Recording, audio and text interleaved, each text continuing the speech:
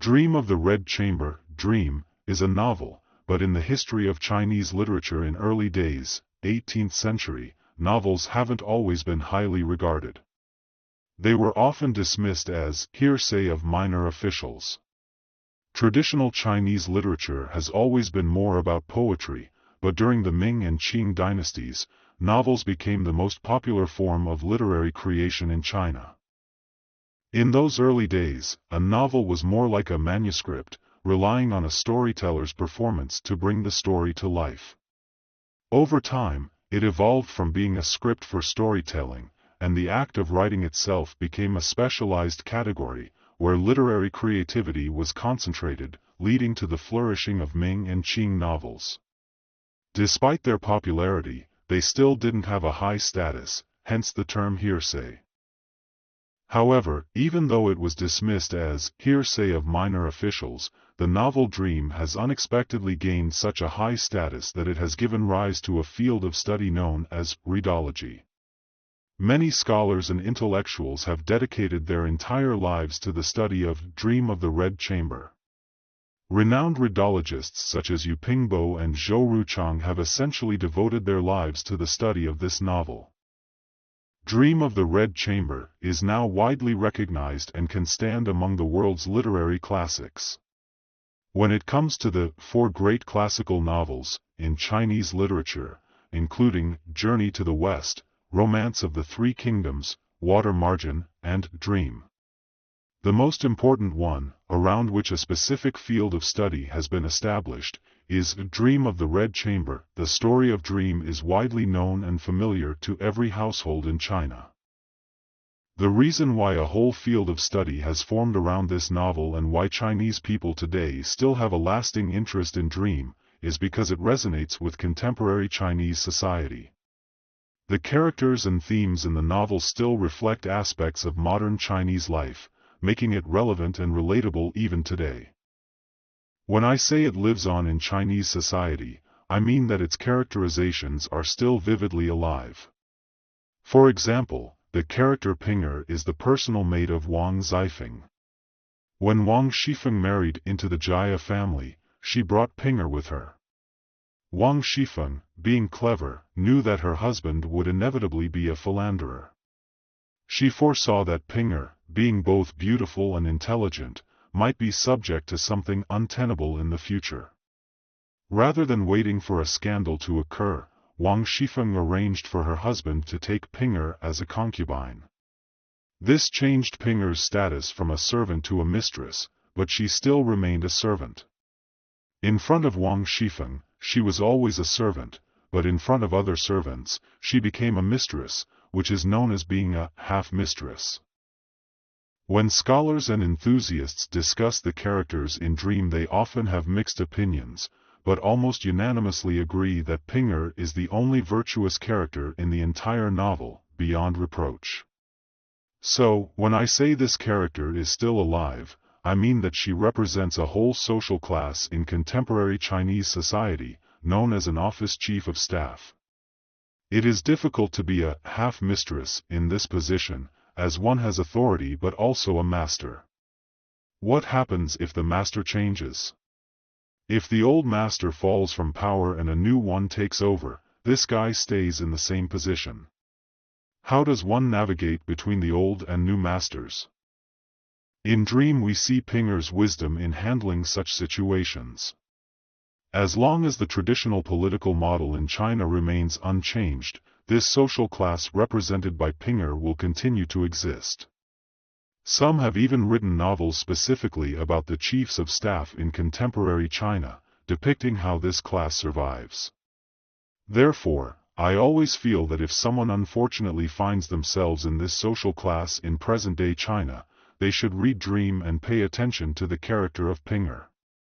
They should learn from her and understand her wisdom and mindset, as being a half-mistress can be very perilous. I said Dream is still very relevant in China today. For example, when they build the Guan Yuan, that's when the emperor bestows favor and allows Empress Yuan to return home to visit her parents. They will need to build a special villa, which will make things very lively in the palace of Jia Lion and Wang Shifeng, with many people coming to give gifts. Why? To flatter and curry favor with them. For what? To secure a sub-project in this large-scale construction of the special villa. Some people have succeeded in doing so, like Jia Rong. Of course, Jia Rong achieved this with the help of Wang Shifeng. She was encouraging her husband Jia Lian to agree and let Jia Rong take on a project. Finally, Jia Lian agreed, and Jia Rong was very happy. Jia Rong is from Ning Palace, right? He's Jia Zhen's son.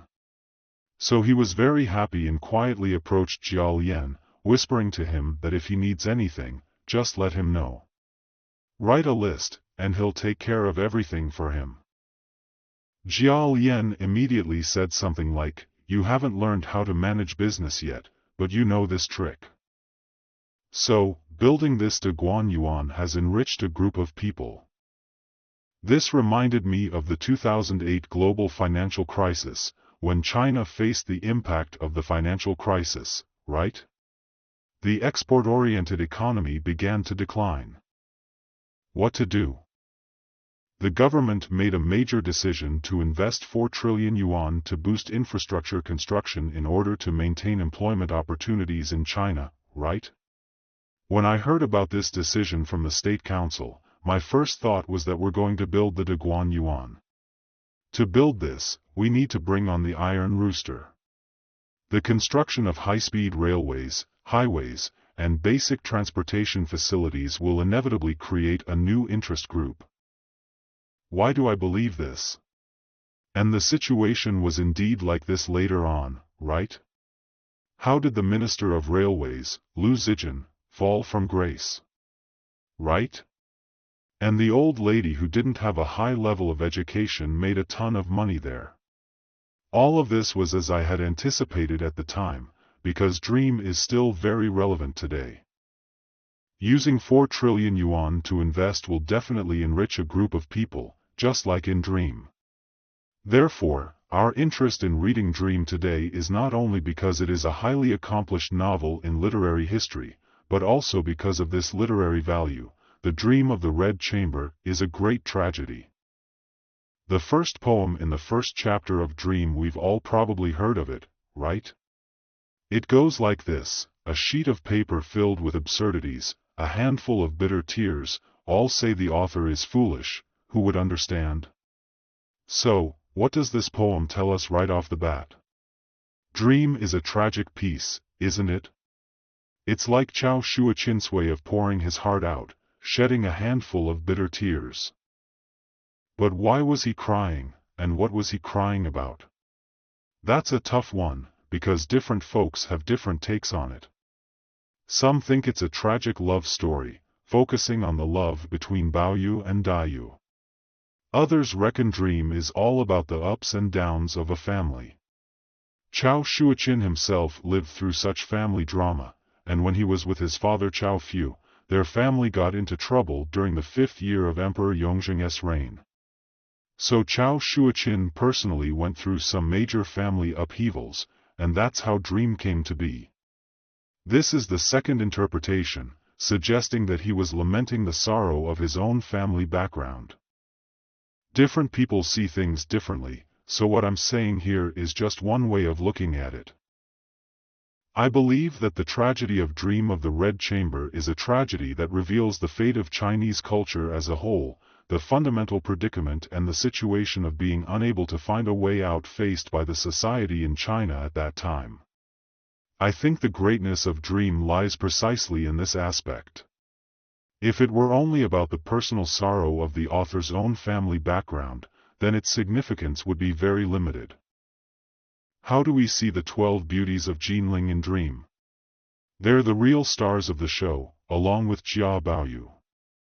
These ladies are so well drawn, it's a real literary feat. When we chat about Dream, we're really just talking about the characters. We go on about Shui Baochai, Lin Dayu, Shi Xianjian, Miaoyu, Tanchen, Yingchun, Zichen, and the rest. But the big focus is on these 12 beauties and Qin Keqing. When we get into these characters, everyone's got their own take. In my book, the way these characters are portrayed is loaded with deep meaning and symbolism. Chao Shuoqin is the mastermind behind these characters. Through their images, personalities, spiritual journeys, life experiences, and how things turn out for them, he's really getting at the bigger picture of Chinese culture.